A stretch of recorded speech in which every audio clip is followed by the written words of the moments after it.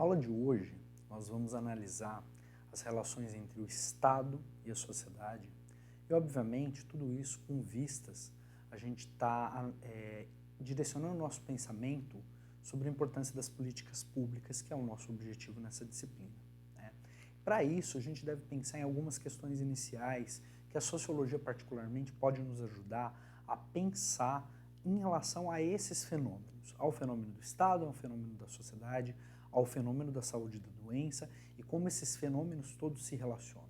Então, uma primeira questão importante é como que a sociedade lida com a doença. A gente sabe que de tempo em tempo isso é alterado, os significados culturais, as importâncias de cada uma das doenças, como é que se combate, quais delas são mais entendidas como relevante como outras, quais são os grupos populacionais que mais têm acesso e aqueles que têm menos acesso à saúde. Tudo isso tem a ver com a mediação desses três fenômenos que a gente começou a conversar, né? Uma outra questão, quem decide quando alguém está doente, né? E se a gente for pensar, a gente vai ter tempo de falar disso, mas particularmente as questões emocionais são importantes. O sofrimento humano é uma característica de saúde ou de doença? Qual é o limite disso? Quanto o biológico, as questões mais do corpo, são mais importantes do que as questões sociais no sentido da saúde, né?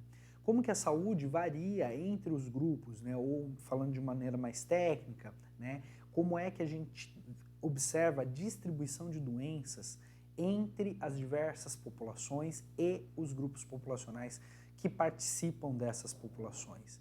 A questão da saúde e da doença é um fenômeno estritamente biológico, ou seja, do corpo, de como ele funciona, ou ele tem relação com as questões sociais, com as causas sociais, né? Quando a gente usa social aqui, a gente não está falando somente dos aspectos das relações humanas, mas também do mercado, do Estado, da capacidade de desenvolvimento, né? O social é o pano, né, a tessitura que nos une enquanto uma comunidade ou um país, né, ou mesmo a humanidade.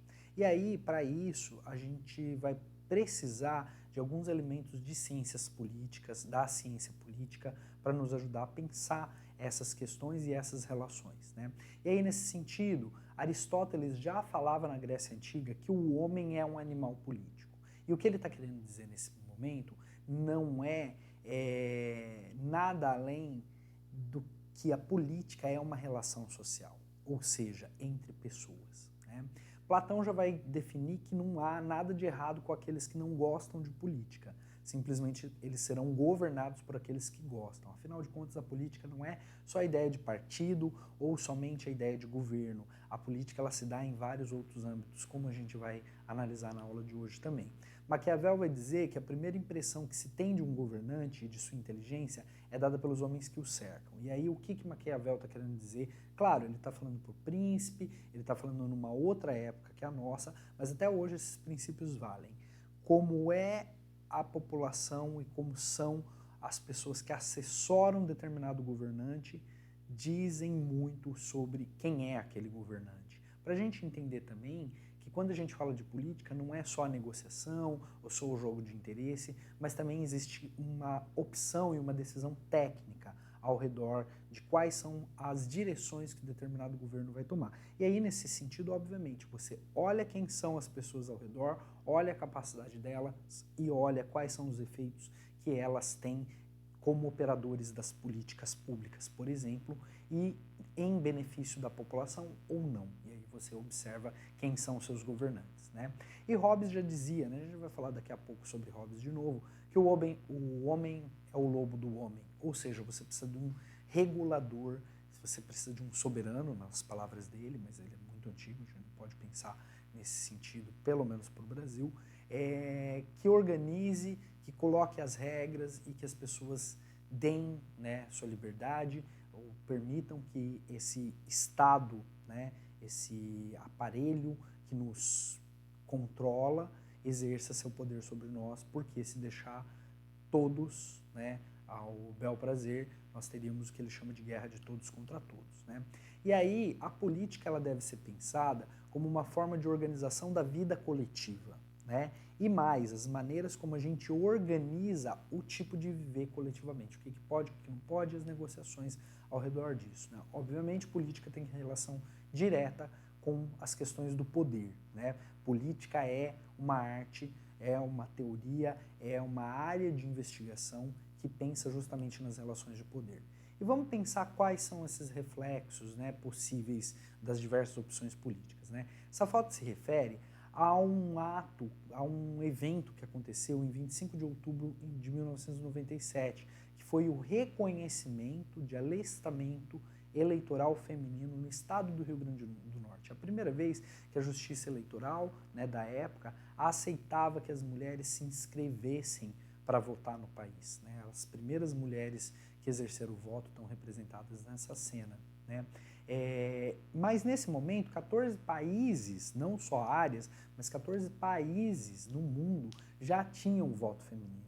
Isso indica que é uma questão de opção, de história, mas também de decisão política, né?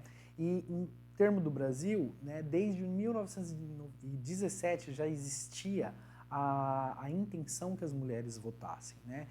A intenção de voto feminino, ou seja, foram 10 anos de pensamento político das sufragistas brasileiras desejando, batalhando, negociando com seus representantes para que elas também pudessem votar. Em 24 de fevereiro de 32 somente é que foi promulgado o voto secreto, o voto feminino nacional e mais, o direito das mulheres votarem e serem votadas como representantes. E aí a gente tinha diversas repercussões na mídia, particularmente na imprensa, contrárias a essa ideia da mulher votar, como se não fosse um papel da mulher, né, votar, inclusive ridicularizando, num certo sentido, essas mulheres que ousavam fazer coisas que não eram para elas. Então, se a gente for pensar em termos de decisão, isso é importantíssimo e quer dizer que a política de cada época vai refletir diretamente no viver das pessoas, na forma de organizar, na forma de se representar. A gente deve lembrar que em 1933 foi eleita a primeira mulher brasileira como representante, né, da população, a Carlota Pereira de Queiroz, que foi a primeira mulher brasileira eleita deputada federal no país, né, ela assinando o termo de posse, né, e ela entre os deputados. Em 33, as mulheres começam a participar por uma pessoa da representação política, já que a gente tem um sistema representativo. E quando a gente olha a evolução, né, de 33 até 2018, em termos da Câmara de Deputados, né, a Câmara de Deputados tem mais de 500 deputados atualmente, nós temos apenas 77 mulheres, apesar do grande salto que teve nesses quase 100 anos de história, né, 80 anos praticamente, a gente tem um salto, mas ao mesmo tempo ainda a representatividade feminina é muito baixa, apesar de nós termos, né, praticamente meio a meio, né, 50% da população dividida entre homens e mulheres, né. Quando a gente pensa as questões étnico-raciais, também são decisões e vão se refletir em termo político, né. Então, enquanto a gente tem por volta de 25% de representantes pretos e pardos no Congresso, né, particularmente na Câmara de Deputados, nós vamos ter 14% dos senadores pretos e pardos, né? Quando no Brasil, somando a população de pretos e pardos, nós vamos ter mais de 50% da população. Então, há um indício do que é chamado de racismo estrutural, nesse caso, né, que leva mais pessoas brancas a serem representantes no país do que pessoas negras, né? Então, isso quer dizer algo e tem a ver com as relações de Estado, tem a ver também com as decisões que a nossa comunidade vai tomando enquanto país. Isso tem a ver com poder, né? E o poder depende de espaços de expressões políticas, como particularmente o Bobbio, um grande teorista, um grande cientista político, vai pensar. Ele vai dizer que tem dois grandes espaços primordiais ou principais, que primeiro são o espaço chamado poder político institucional, então Câmara, Senado, né, Executivo, né, o Judiciário, né, então todos esses espaços, assim como outras instituições, são espaços institucionais, né, que as regras são produzidas e aplicadas. mas ao mesmo tempo você tem um outro funcionamento que é mais orgânico, de grupos e organizações na sociedade civil que vão fazendo política, né, momento a momento. E aí, nesse sentido, a ciência política vai estudar a formação e a divisão desse poder, né, como é que entre essas instituições acontece o poder, né. Particularmente o Bobbio defende 3 teorias de poder.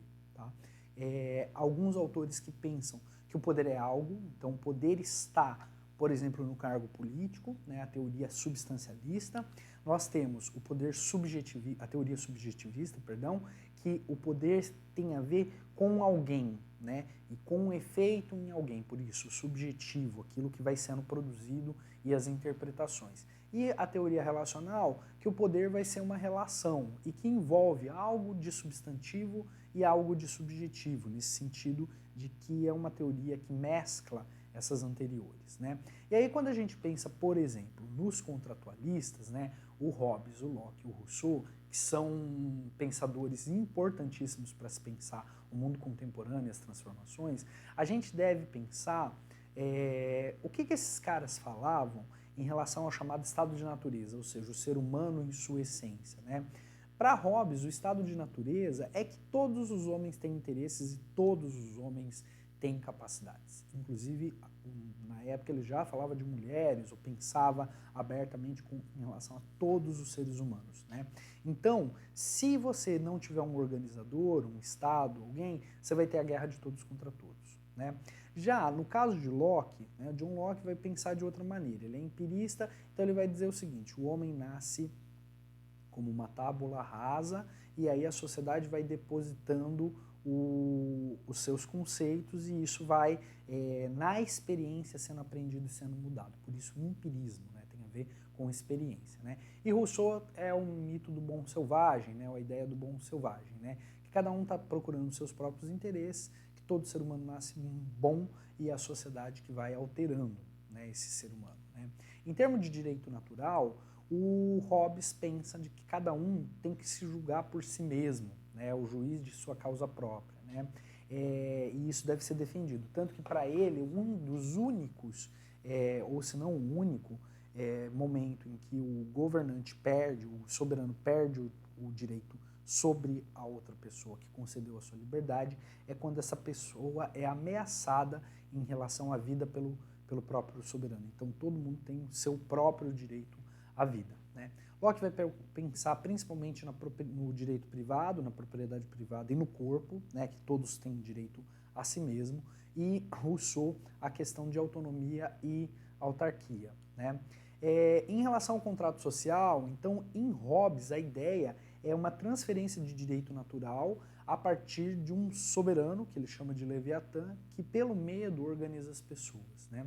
No caso do John Locke, a ideia vai ser outra, vai ser a garantia desses direitos naturais e de um Estado que, num certo sentido, pensa em manutenção e melhoria, né, mas sem interferir demais na vida das pessoas.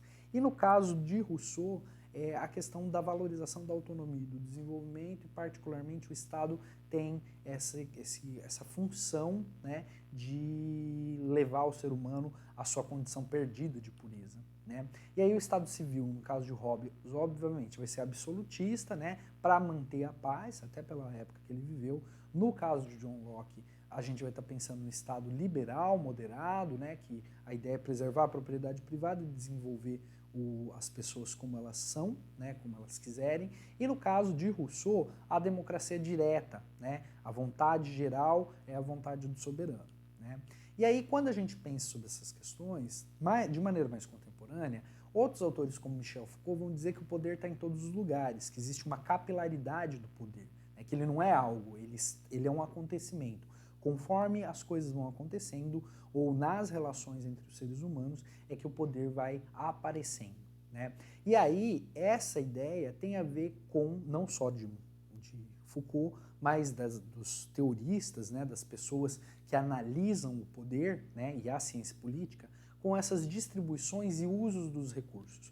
Quando a gente fala de recurso, particularmente aqui, a gente está querendo dizer do recurso financeiro ao recurso material, e passando pelas relações humanas, o que é chamado de capital social, por exemplo, para o Putnam e para o Pierre Bourdieu, que significam as redes de relações que você vai se estabelecendo de suporte social. Todas essas questões, solidariedade, autonomia, são recursos diferentes e capitais diferentes, como particularmente o Bourdieu vai defender. E aí isso vai se referir diretamente às chamadas formas de poder, né? Então você tem um poder econômico, ou três principais formas, né? O poder econômico, né, que é a questão do valor de uso econômico, né, num mundo como o nosso, que é capitalista. O poder ideológico, que são as ideias, né, então as ideias e o poder de convencimento, ou a forma de interpretar a vida é sempre ideológica, né, e a gente vai ver como isso realmente interfere, por exemplo, nas polarizações e nos sistemas políticos, né? E o poder político, que é esse poder de executar coisas, organizar coisas, né, em nome de um Estado-nação, no caso do mundo contemporâneo. Weber, particularmente, vai defender que o Estado é a instituição que detém o monopólio da coação física legítima, ou seja, tem legitimidade, organiza as coisas e pode coagir fisicamente, pode prender as pessoas. Afinal de contas, como nossa Constituição diz, né, nós devemos ao Estado essa legitimidade, né? Então, esse pensamento de Weber influencia, num certo sentido, ou reflete, melhor dizendo, o pensamento geral em relação aos Estados-nação, né? Weber, quando vai pensar nessas questões, particularmente no Estado, ele vai tentar encontrar qual é a característica que só o Estado tem. E para ele é isso, é o uso legítimo da coação física, né?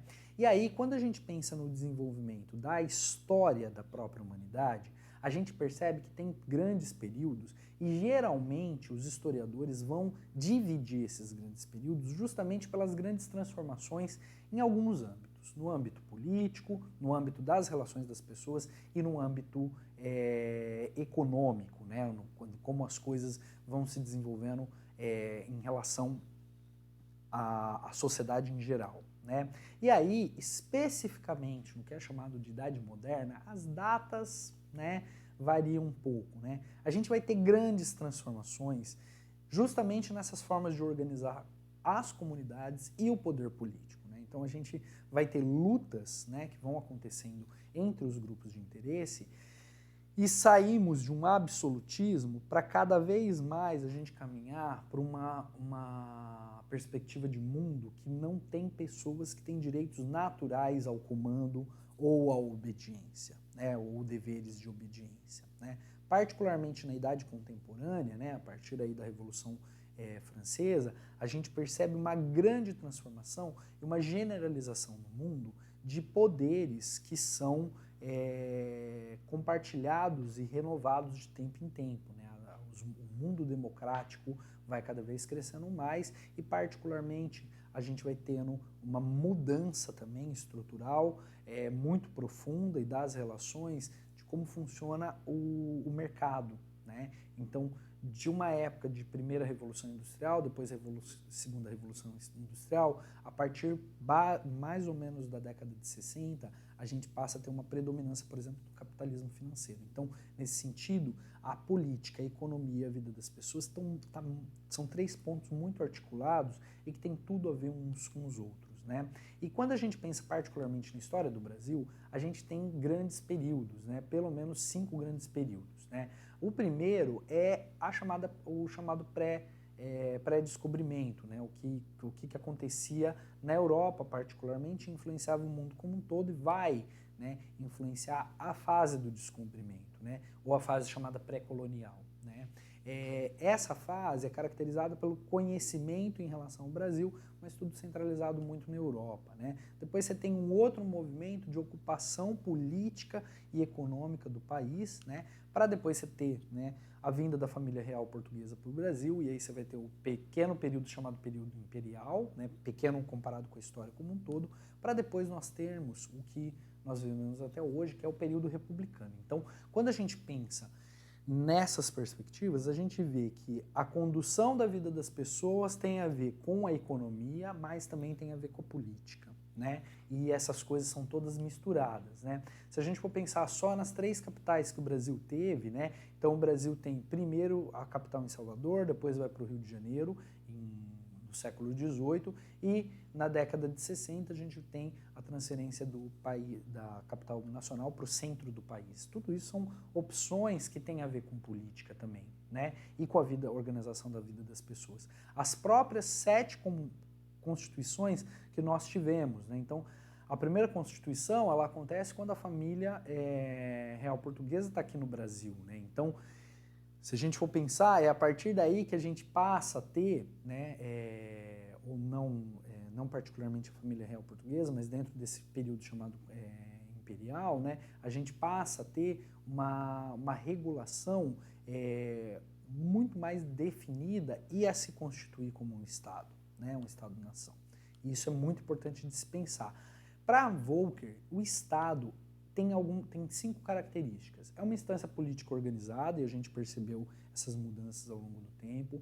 Detém o poder de coerção e o poder em si, como também em outras áreas, né, melhor dizendo, como Weber vai defender particularmente em relação à coerção, né, é legítima por uma maioria, né, então, seja que Estado for, as pessoas entendem que ele é legítimo e se regulam por ele, porque se as pessoas não entendem que é legítimo, dá o caos social, muitas vezes se cai, né, e se troca o poder, ou os mandatários, ou os governantes, a partir justamente dessa falta de legitimidade do Estado, né.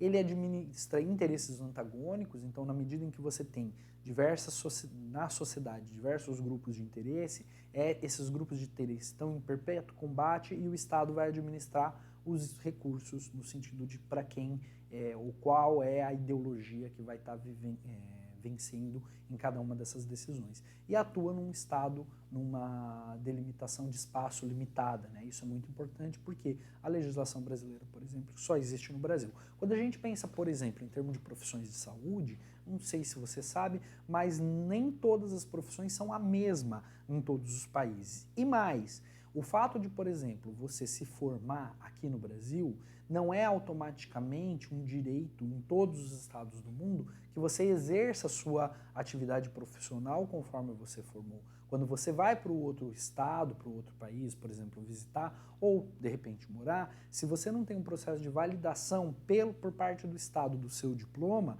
você não tem direito nenhum. Você é um leigo em termos justamente legal. Você não pode exercer profissionalmente a sua área de atuação. O que mostra que não é só conhecimento, mas o que é chamado por Eliot Friedson de credencialismo, que permite que a gente exerça as profissões e exerça com base numa regulação de Estado. No caso do Brasil, nós temos na saúde os chamados sistemas corporativos, né? Então você vai ter conselhos regionais e nacionais, federais, né, melhor dizendo, que vão regular o exercício profissional. Esse é só um exemplo de como o Estado regula as nossas vidas sem nós percebermos. E isso tem a ver com uma forma de organizar o Estado que tem a ver com uma ideologia de como pensar as burocracias, né? Pensando em Weber de novo, né? O Giddens vai definir que nós temos 5 também outras formas de pensar o que é o Estado.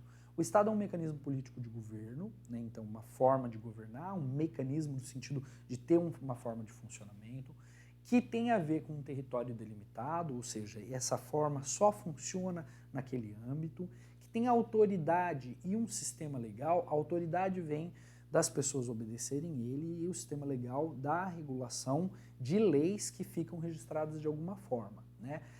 A capacidade de uso de força militar, o que é um outro jeito mais aprimorado e elaborado de dizer qual é a força de coerção legítima que o Estado tem, qual é a coerção física, quem opera a coerção física, né? E essa força militar para Giddens pode significar simplesmente os setores de segurança pública, tá? Não é somente o exército, a marinha, as forças armadas, né? E tem a ver com uma identidade nacional. Você tem uma série de valores, né, que são ideológicos também, num certo sentido, que norteiam a cultura e, portanto, as formas de organizar esse Estado, né? E aí, quando a gente pensa nessas questões de ideologias, a gente vê que você tem diversos sistemas e modelos de Estado, né? E que não querem dizer que um seja melhor que o outro, mas que eles optam ou pelo individualismo, ou pela grupalidade, ou pela sociedade privada, ou contrário à sociedade privada, né? A questão de vertentes mais autoritárias, vertentes mais libertárias, né? E é o que vai se posicionar em termos do que é chamada de direita e esquerda, né? Que tem a ver com, inclusive, esse diagrama. Tá em espanhol, desculpem, eu não tive tempo de traduzi-lo, né? Mas dá para a gente entender esses nuances. São modelos de se pensar o Estado, né? Quem é melhor e quem é pior, a história diz e a população diz, não há algo que diga que tal modelo é melhor que tal modelo. Inclusive porque como a gente vai pensar, né, se a gente for analisar, por exemplo, o que Weber diz, a gente sempre está agindo, sempre é uma ação social, a gente sempre está pensando no outro, naquele grupo que a gente está vinculado, e isso delimita como é que a gente vê o mundo, né? E quando a gente vai imergir mais profundamente nesses modelos, né, nessas formas de organizar o Estado, sistemas, né, políticos, como são ditos, né, a gente vai ver que ainda é mais complexo, né? Então, né, não vamos analisar cada um deles, mas só para vocês perceberem que não existe um lado ou outro, existem várias formas de se articular com tons variados, né, estratégias variadas e formas de pensar o Estado de maneira variada, né? E aí o Estado, obviamente, ele vai emblematizar isso na sua carta maior, pelo menos no mundo contemporâneo, que é a chamada Constituição, né, que é um valor importante para todas as nações, né? Quando a gente pensa no exercício político, e aí quando a gente está falando disso, a gente está falando especificamente como a política vai se dando, né, tem um fator humano e muito individual que particularmente o Robert Dahl vai dizer, por mais que exista um Estado, por mais que exista um aparato, por mais que existam leis, são pessoas, nas relações entre pessoas que vão constituindo o Estado, né? Então, por exemplo, né, você tem uma habilidade e experiência, e isso tudo vai com certeza te garantir recursos políticos e motivações para ir atuando na sua vida, né? A partir do momento que essas habilidades são exercidas, né, e elas têm extensões em outros campos, a gente passa a ter mais ou menos influência política naquele grupo menor ou no grupo maior. E isso vai sendo uma cadeia causal que vai levando, não só na vida individual, mas na vida coletiva, a uma soma, né, como se fosse uma onda, né, que vai se somando e levando o grupo político ou o grupo econômico ou mesmo a sociedade como um todo para determinadas direções, né? Mas lembrando que isso tem a ver com as decisões individuais e como essa cadeia vai se constituindo, né? Em termos de política, né, o RUA em 98 vai definir que é um conjunto de procedimentos formais e informais, ou seja, tem a ver com aquilo que é oficializado e aquilo que não é oficializado, que expressam relações de poder e que se destinam à resolução pacífica dos conflitos quanto ao bem comum. Então a ideia da política não é a guerra, não é a violência explícita, não é a questão mais física, mas a arte da negociação e dos interesses que vão levando, né, as decisões, né? Isso vai ser importante para a gente pensar a política pública depois, tá? Mas é interessante a gente entender num sentido amplo geral, né? E aí, claro, a questão democrática é fundamental no mundo contemporâneo. Então ela tem a ver com quem nos representa ou não, né? Se a gente tem voto direto ou voto indireto, se esses representantes se tem que nos consultar para votar ou tem um caráter chamado discricionário, eles decidem por eles, né, em nosso nome, e tudo isso, né, a gente pega, por exemplo, a diferença entre as eleições norte-americanas para a majoritária e as eleições brasileiras, a gente percebe uma disparidade de visões, né, enquanto no Brasil, atualmente, a gente elege e por voto, né, e o voto é contado e quem tem a porcentagem maior ganha, né? Claro, desconsiderando coligações, outras coisas, no caso de não das majoritárias, né? Quando eu falo de majoritária, eu estou falando da presidência, por exemplo, ou do governo do estado, né? Ou particularmente do prefeito, em caso da esfera, no caso da esfera municipal. Mas seja qual for das três esferas, a gente reúne esses votos e esses votos dizem quem ganhou e quem perdeu. No caso dos Estados Unidos é um outro sistema de governo, porque lá você tem um número de delegados que representam o peso daquele estado em relação à presidência, né? E aí quem ganha leva esses votos, né, esses representantes. E aí acontece, por exemplo, como na última eleição com o presidente Trump, que teve menos votos que a Hillary, mas teve maior número de deputados eleitos, né, nesse colégio eleitoral, e aí virou presidente. Então, acontecem essas questões. Você tem menos voto, mas você pode ser eleito, né, e que a gente não entende muito, mas tem a ver com como as ideias vão se desenvolvendo e a história de determinado país, em termo político, vai se desdobrando, né. Para Robert Dahl, que é um grande pensador da ciência política, a democracia tem 5 pontos fundamentais. Eleições para cargos, né, isso tem que acontecer, tem que ser de maneira livre, periódica e imparcial. Você tem que ter liberdade de expressão, liberdade de informação e o direito de se associar com pessoas, tá? Se qualquer um desses elementos estiver ferido ou ameaçado, a democracia está em ameaça, né? Democracia não é só voto, mas é também todo o sustentáculo social que permite que o voto aconteça. E aí a gente tem o papel do Estado, já fazendo uma ligação que a gente vai conversar futuramente na disciplina, né? Em relação às pessoas. E na Alemanha, no século XIX, surge a ideia de welfare state, não com esse nome, porque isso é keynesianismo, mas particularmente a ideia de que o Estado tem uma função frente às pessoas. No caso da Inglaterra, nós temos antes a lei dos pobres e a saúde, é um paradigma, né? É uma forma de organizar a vida e a sociedade inglesa, particularmente britânica, né? Do Reino Unido, da Inglaterra, perdão, no sentido de que o Estado provê a saúde à população, né? Isso desde 1944, bem anterior a 1988, quando o SUS é criado na nossa Constituição. 44 anos antes, né, surge essa ideia, né? Ao redor de 40 anos, se eu estiver equivocado no 1944. Né? E, particularmente, né, o Keynes vai defender que o Estado é um agente de promoção social. E agente de promoção social protegendo e defendendo em termos social as pessoas, e que ele também, para isso, vai precisar ser um organizador da economia. O que ele faz através de políticas públicas ou políticas sociais, como a gente vai ver em muito breve na disciplina. Mas tem a crítica dos neoliberais de que isso seria um jeito de totalizar, né, e não permitir que as pessoas desenvolvessem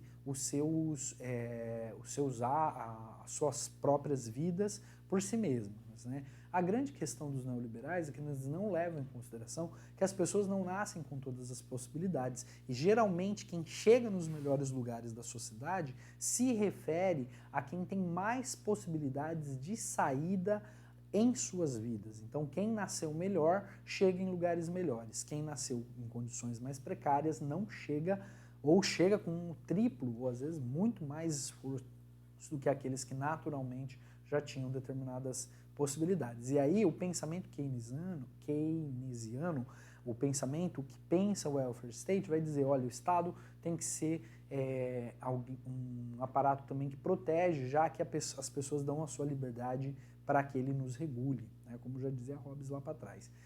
Ao mesmo tempo, paralelamente a tudo isso, a gente vive um momento de globalização, né? E a globalização, ela implica em diversas questões. Uma delas são as relações regionais e mundiais. Então, hoje, não dá para você pensar mais num lugar isolado, né? Você tem toda uma relação que é econômica, mas também cultural, também política, entre as diversas áreas. E isso vai dar a ideia das chamadas camadas múltiplas, ou realidades múltiplas políticas, e que, obviamente, existe uma decisão local, existe estadual, distrital ou provincial, e depois você tem uma nacional, né? E essas decisões vão depender também de como é que vai se comportando todo este panorama em relação, particularmente, às relações com o restante do mundo. Essas camadas, né, e essas formas de organizar, muitas vezes elas evidenciam o desgaste estatal, como a ideia do Estado não dá conta mais de como o mundo está organizado em outros sentidos, né? E aí o Giddens vai dizer, particularmente em 2015, sobre esses impactos da globalização. Então você vai ter um novo individualismo, as pessoas vão ter outras possibilidades e outras formas de se organizarem ou mesmo de pensarem suas vidas de uma maneira muito mais focada em si, sem tanta pressão, ou com menos pressão, ou questionando a regulação estatal. Isso também vai garantir novos padrões em todos os aspectos da sociedade. Então, os valores, a questão de ter acesso à informação, a questão, particularmente a internet, é um advento, né, do final da década de 90 e começo do século 21, que muda, né, as relações e a possibilidade de interação entre as pessoas, né? Isso vai instituir, com certeza, novos padrões de como a gente vive e a gente entender o nosso mundo. Também novas formas de trabalho, né? Afinal de contas, o mundo não vai precisar mais de algumas coisas e vai precisar muito de outras, e isso principalmente nessa perspectiva globalizada, né? E uma hegemonia de informação, no sentido de que hoje, ainda mais hoje, ou após aí, o começo do século XXI, informação está em tudo e as pessoas têm muito mais informação do que antes. Talvez nunca se tenha tido tamanha democratização à informação como no mundo contemporâneo. E isso é um reflexo da globalização. Mas mesmo assim, nós ainda temos disparidades. Mesmo assim, nós ainda temos problemas de distribuição de oportunidades e de proteção que o Estado ou que os governos ou que as legislações realizam frente às mazelas das suas populações. Ninguém escolhe nascer pobre, ninguém escolhe nascer rico, né? Mas com toda certeza o local a partir do qual você pisa no mundo, entra no mundo, vai delimitar chances maiores ou chances menores, e essa é a temática que nós vamos investigar a partir de hoje na disciplina, né? Espero sinceramente que esses conceitos iniciais de ciência política tenham sido interessantes. De todo modo, eles são fundamentais para a gente entender tanto as políticas públicas quanto suas relações na saúde. Tá bom? Muito obrigado.